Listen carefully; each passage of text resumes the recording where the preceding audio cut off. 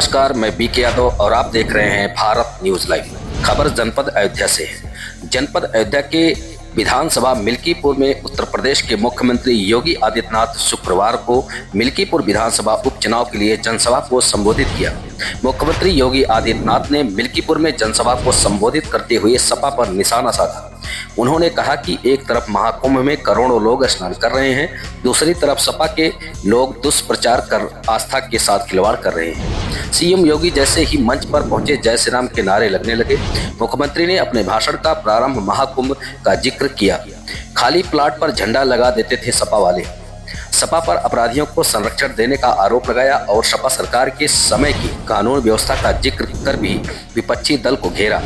CM योगी ने सपा सरकार के समय दलितों की जमीन पर कब्जा करने के कथित मामले का जिक्र करते हुए कहा कि खाली प्लाट पर झंडा लगा देते थे और फिर कब्जा कर लेते थे।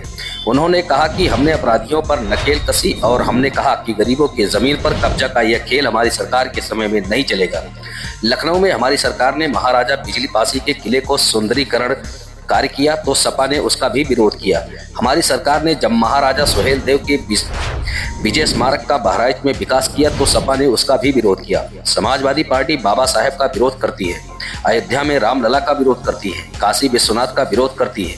ये सिर्फ प्यार उसे करती है, आंसू उसके लिए बहाते हैं। जब कोई माफिया मरता है तो उसकी कब्र पर मरसिया पढ़ने जाते हैं। भारत न्यूज लाइव के लिए मिल्कीपुर से नंद कुमार यादव की खास रिपोर्ट। ये समाजवादी पार्टी के हाथ कार सेवकों की खून से सने हुए हैं, जिन्होंने सरयू मैया को कार सेवकों के खून से लाल करने का काम किया था। अयोध्या की गलियों में निर्दोष कार सेवकों पर गोलियां बरसाई थी। ये वही समाजवादी पार्टी अयोध्या में राम मंदिर का विरोध करती है, महाकुंभ का विरोध करती है। जब हम लोगों ने प्रधानमंत्री जी की प्रेरणा से अयोध्या के इंटरनेशनल एयरपोर्ट का नामकरण महर्षि वाल्मीकि के नाम पर रखा, समाजवादी पार्टी ने उसका भी विरोध कर दिया।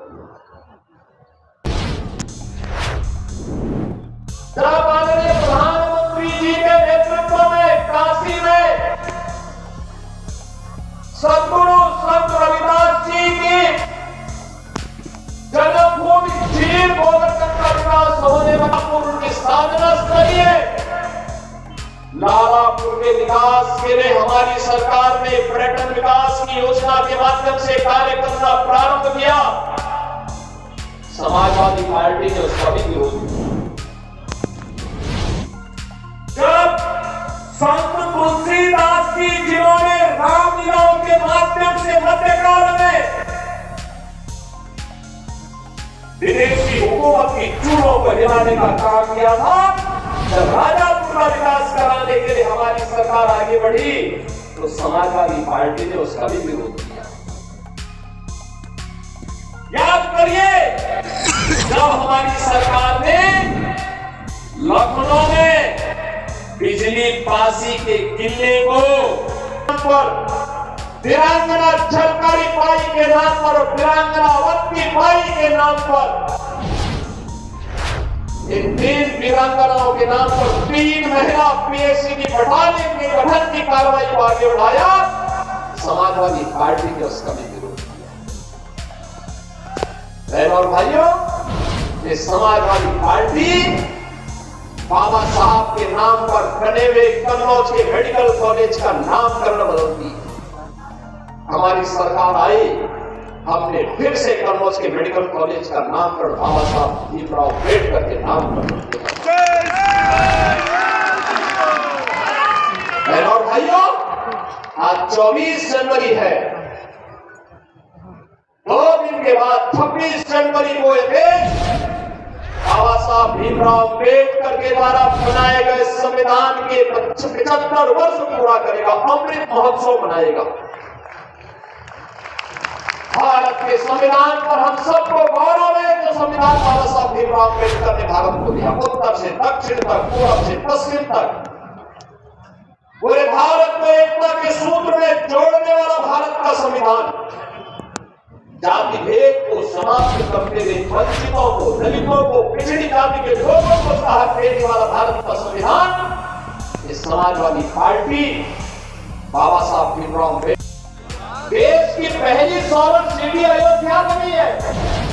वहां जितनी लाइट जलती है वो रिन्यूएबल एनर्जी है, सोलर सिटी के रूप में बनी है। और बहनों और भाइयों, यही नहीं, आज अयोध्या की सड़कें 4 लेन की, 6 लेन, लोग देखने के लिए आ रहे हैं, सेल्फी ले रहे हैं। इसका लाभ सरयू का पानी जब राम जी की बेड़ी में आता है, समाजवादी पार्टी के समय में आपने राम जी की बेड़ी को देखा होगा, और जब वहीं सड़ता रहता था, लोग आते थे, देख करके संकोच के मारे चुपचाप लगा करके किसी तरीके से निकल पाते थे। आज तो एक ओर से आ रहा है हर जी की बेड़ी, हरिद्वार की तर्ज पर ही राम जी की बेड़ी का जल भी हर व्यक्ति को पुण्य का भागीदार बना देता है, जो अयोध्या आता है। दीपोत्सव एक नई पहचान दे रहा है। इसका लाभ यहां भी तो प्राप्त होना चाहिए, मिल्कीपुर में भी तो प्राप्त होना चाहिए। और इसके लिए तभी हो पाएगा जब अच्छे लोग चुने जाएंगे। अच्छे लोग चुने जाएंगे। हमारे यहाँ पर विधायक बने श्री रामचंद्र यादव जी, प्रभावी में विकास के निरंतर प्रयास करके लगातार लगे रहते। अमित चौहान जी लगातार लगे रहते, लगातार उनके द्वारा प्रयास किया जाता है। ऐसे ही वेद प्रकाश गुप्ता जी अयोध्या में है, लगातार कार्य करते हैं। कहीं आड़े नहीं आने दी जाएगी, क्योंकि यहाँ पर परिवारवाद नहीं, यहाँ पे जातिवाद नहीं, यहाँ तो एक ही वाद है और वह है राष्ट्रवाद है। जो राष्ट्रवाद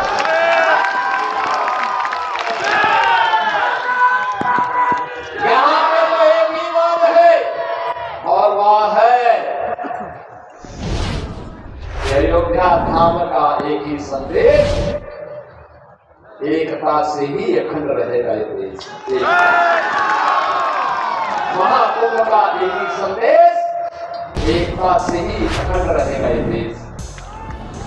सब कुछ देश के लिए, सब कुछ देश के लिए, और एक ही तमन्ना के साथ हर कार्यकर्ता कार्य करता है।